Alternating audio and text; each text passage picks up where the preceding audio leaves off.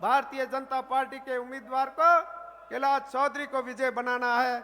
यही निवेदन करने के लिए आपके बीच में हाजिर हुआ हूं। जय हिंद, जय भारत। भारत माता की, जोर से बोलो, भारत माता की। अब आप सबके लाडले इसी जमीन के और कार्यकर्ता जो भारतीय प्रशासनिक सेवा में वरिष्ठ अधिकारी रहे, जो आरपीएससी के पूर्व में अध्यक्ष भी रहे, आदरणीय ललित के पंवार साहब, प्रधानमंत्री नरेंद्र भाई मोदी जी के साथ में भी जिन्होंने काम किया, उनकी विचारधारा से प्रभावित होकर देश को मजबूत करने के लिए आज वो भारतीय जनता पार्टी की सदस्यता स्वीकार कर रहे हैं। मैं आदरणीय ललित के चतुर्वेदी से मंच पर आने का आग्रह करूंगा और हमारे राजस्थान सरकार के मंत्री, कैबिनेट मंत्री आदरणीय जोराराम जी कुमावत साहब और हमारी भारतीय जनता पार्टी के वरिष्ठ नेता पूर्व अध्यक्ष अरुण जी चतुर्वेदी से निवेदन करूंगा कि उनको दुपट्टा पहनाकर उनको भारतीय जनता पार्टी की सदस्यता प्रदान करें। भारत माता की, भारत माता की। इनके साथ में सैकड़ों कार्यकर्ता ये मंच के दाहिनी ओर खड़े हैं, उन सब ने भी भारतीय जनता पार्टी की सदस्यता स्वीकार की है। आप सबका भी बहुत बहुत अभिनंदन, बहुत बहुत धन्यवाद। भारतीय जनता पार्टी परिवार में, नरेंद्र मोदी के परिवार में आप सबका स्वागत है, अभिनंदन है, बहुत बहुत धन्यवाद। बोलो भारत माता की, भारत माता की। वंदे वंदे। पुनः इस मंच पर विराजमान सारे अतिथिगणों को मैं प्रणाम करती हूँ, वंदन करती हूँ और यहाँ पे उपस्थित मेरे सारे मोदी परिवार वालों को भी मैं प्रणाम करती हूँ, वंदन करती हूँ और मैं राम राम करती हूँ। अब इस कार्यक्रम के आगे पड़ाव में मैं अगले वक्ता के रूप में बुलाना चाहूंगी माननीय छोटू सिंह जी, विधायक जैसलमेर।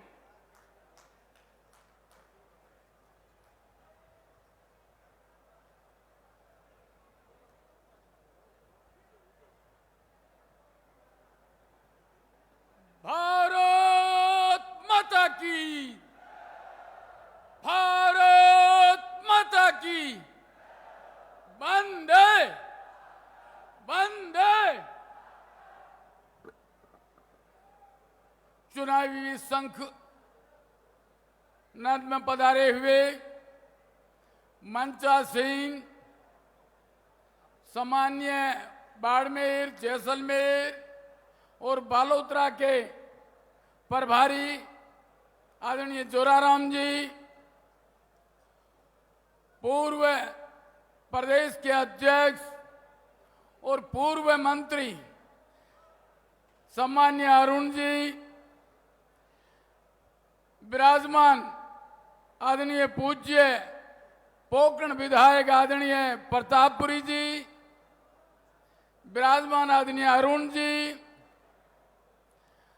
सम्मानित आदरणीय मंच पधारे हुए सभी आदरणीय मेरे भाइयों, सौभाग्यवती मेरी बहनों, आपको सबको जय जय श्री राम का नारा लगाते हुए आप सबको बहुत बहुत दंडवत प्रणाम करता हूं। सज्जनों, ये चुनाव ये कोई 2-3 पार्टी का चुनाव नहीं आदरणीय, ये राष्ट्र के सम्मान का चुनाव है, राजस्थान की दशा और दिशा सुधारने वाला चुनाव है। आदरणीय, इस चुनाव से विकसित भारत का विस्तार होगा, ये अपन सब जानते हैं। आदरणीय, आपने भी पूर्व है 2 समय में 10 साल लगातार आदरणीय मोदी जी का हाथ मजबूत किया और आपके पुरुषार्थ से, आपके आशीर्वाद से इस 10 साल का जो शासन रहा और पूर्ववर्ती भी शासन जो साथ रहा, आदरणीय मैं निवेदन करना चाहता हूं कि इसका विवेचना करना, इसका तौल करना, इसका विश्लेषण करना कि इस 10 साल के अंदर मेरे सम्मान भाइयों इस हिंदुस्तान की क्या विकसित हुआ है, कितनी तरक्की हुई है, चाहे विदेशों में देख लो, चाहे पूरे देश में देख लो। मैं आदरणीय बंधुओं ये निवेदन करना चाहता हूं कि जो भी भारत सरकार की योजनाएं आदरणीय मोदी जी ने निकाली है, मैं कह सकता हूं कि 140 करोड़ की जनता में कोई ऐसा परिवार का सदस्य ये नहीं कह सकता कि मोदी जी की योजनाओं का मुझे कोई बेनिफिट नहीं मिला हो। ऐसा कोई घर नहीं है जिसमें मोदी जी की योजना का कोई बेनिफिट नहीं है। सज्जनों, हम चाहते हैं कि आम जन ने उस योजना का फायदा लिया हो, चाहे कितना भी अमीर होगा, लेकिन उसने भी वैक्सीन का इंजेक्शन जरूर लिया होगा, उसने वैक्सीन का टीका उनके भी लगा होगा, चाहे वो कितना भी बड़ा आदमी हो। तो आदरणीय मैं आप सभी से निवेदन करना चाहता हूं, जिस हिसाब से भारत आज से पूर्व जब आपने शासन दिया था आदरणीय मोदी जी को, तब इकोनॉमी आर्थिक व्यवस्था क्या थी, अपन 10वें पायदान पे थे। और सज्जनों, मेरी बहनों, आज हिंदुस्तान की क्या स्थिति है, आज इकोनॉमी में अपन 10वें पायदान पे हैं और मोदी जी की कुर्सी लगती है।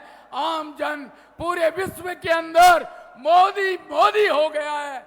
मैं आप सभी से निवेदन करना चाहता हूं, सज्जनों, बहुत सारे काम होंगे।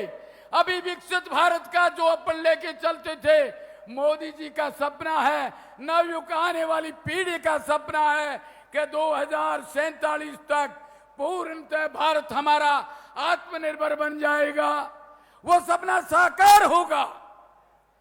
एक छोटी सी मैंने चुटलेख में पढ़ी थी कि अपना कोई मंत्री भारत से सीधा अमेरिका गया और आदरणीय मोदी जी ने उसको एक ही संदेश दिया कि तुम अमेरिका किसी गांव में नाइट होल्ड कर देना, रात को वहां रुकना, और रुकने के बाद सुबह उनके जन समुदाय से संवाद करना।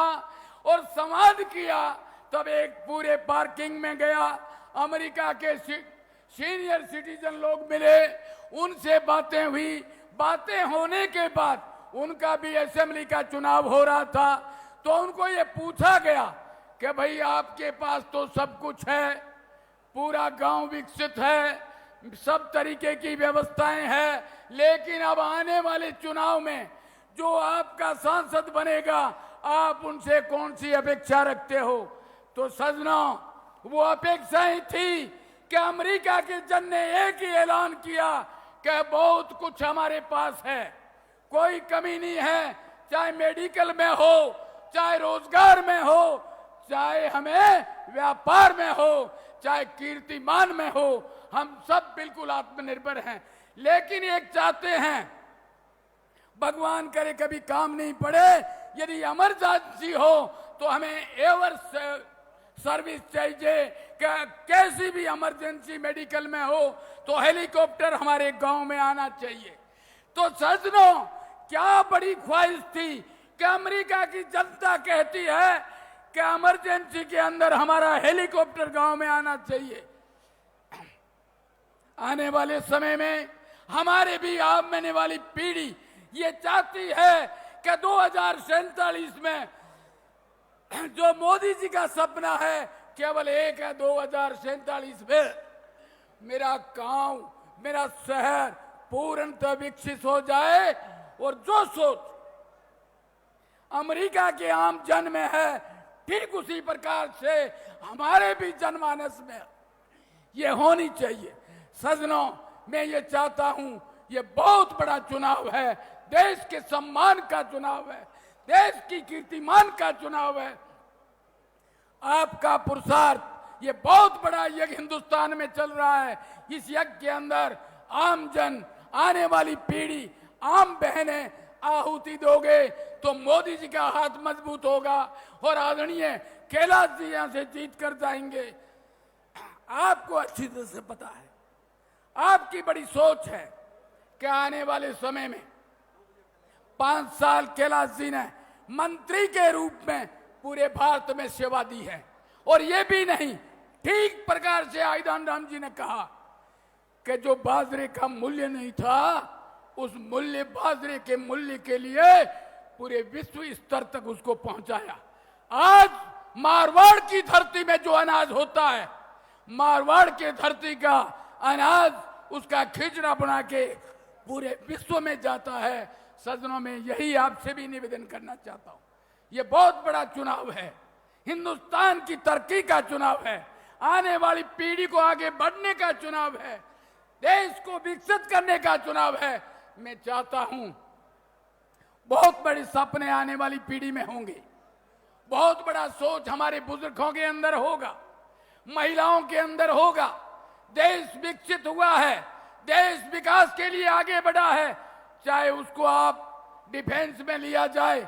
हमारी सेना हिंदुस्तान की पूरे विश्व के अंदर आज चौथे पायदान पे पहुंची है। विश्व पूरा पड़ोसी देश धड़कता है कि हिंदुस्तान से कभी भी तुंकारे में जवाब नहीं देना। आदरणीय, मैं आपसे निवेदन करना चाहता हूं, आप सभी से निवेदन करना चाहता हूं कि जिस हिसाब से हिंदुस्तान की जो प्रोग्रेस हुई है, ये सब आपका कमाल है। ये सरकार माई बाप आप हो और आपके द्वारा दिया हुआ पुरुषार्थ हमारा देश मजबूत होगा, हम सब विकसित होंगे, आने वाला हिंदुस्तान आत्मनिर्भर बनेगा। मैं आप सभी से निवेदन करना चाहता हूं, 26 तारीख को चुनाव है, आप सभी को कैलाश जी बनना है और आम घर में वोटिंग का परसेंटेज बनाना है।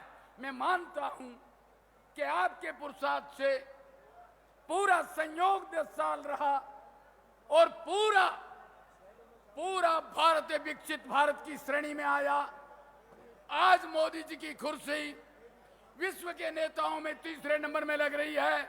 उसका सबका आपका आशीर्वाद रहा, आपका सम्मान रहा, आपने देश को आगे बढ़ाने में सहयोग किया। ये पब्लिक जनार्दन है और आपके आशीर्वाद से सदना हम चाहते हैं कि ये आपका पुरुषार्थ हमारे देश को आगे बढ़ाएगा, हम सब मजबूत होंगे, आने वाली पीढ़ी मजबूत होगी और हमारा भारत फिर से इस विश्व के अंदर विश्व गुरु रूप में होगा। इन्हीं आशाओं के साथ आपसे पुनः करबद्ध निवेदन करना चाहता हूं कि आपका संयोग रहेगा तो आप और हम सब मिलकर आने वाले चुनाव में 400 पार जो आपने सोचा है 400 पार होगा। इन्हीं आशाओं के साथ पुनः मैं निवेदन करना चाहता हूं, अब की बार आप फरमाओगे 400 पार, अब की बार आप फरमाओगे 400 पार। मैं बोलता हूं अब की बार मोदी मोदी मोदी मोदी। बहुत बहुत धन्यवाद। जय हिंद, जय भारत। ये पुलिस विभाग से मैं निवेदन कर रहा हूं कि भाई ये जो खाली ब्लॉक है, कार्यकर्ता पीछे खड़े उनको आने दो। अब जो प्रमुख पास से होल्डर जो आने वो आ गए। ये एक मिनट, स्टेडियम में जो भी जहां भी अभी रोक टोक मत करो और जो भी आने वाले उनको ब्लॉक पहले पूरा भरवाओ।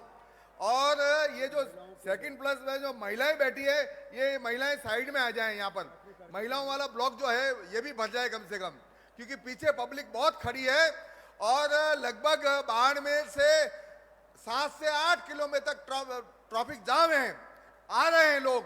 तो मेहरबानी करके उनके लिए भी जगह रखनी है, इसलिए आगे वाले ब्लॉक भरवा दीजिए। पुलिस विभाग से निवेदन है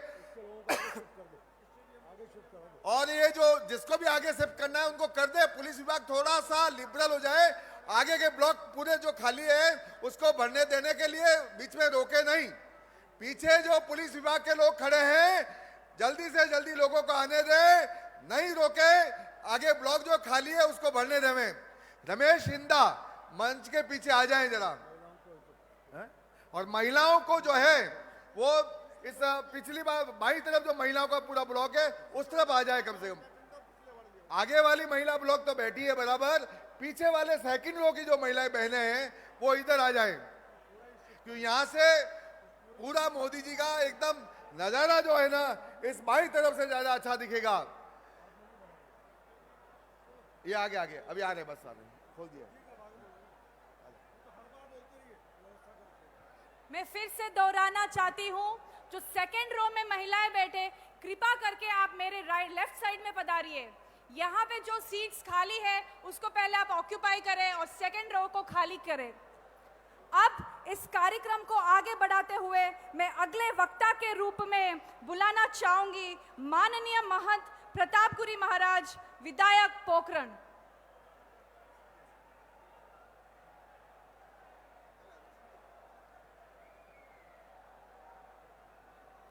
बोले भारत माता की वंदे वंदे।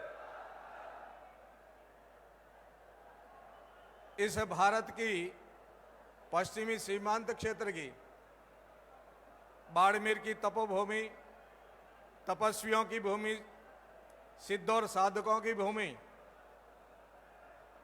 पर उपस्थित ये जनसैलाब जिनके स्वागत में आतुर हैं, ऐसे हमारे यशस्वी, मनस्वी और तपस्वी देश के प्रधानमंत्री जी आदरणीय नरेंद्र भाई मोदी जी आज इस धरा पर आकर के हम सब को मार्गदर्शन देंगे। हम सब लोग हृदय से मंगल कामना और शुभकामना करते हैं। भारतीय जनता पार्टी का समस्त परिवार और इस पंडाल के अंदर उपस्थित राष्ट्र से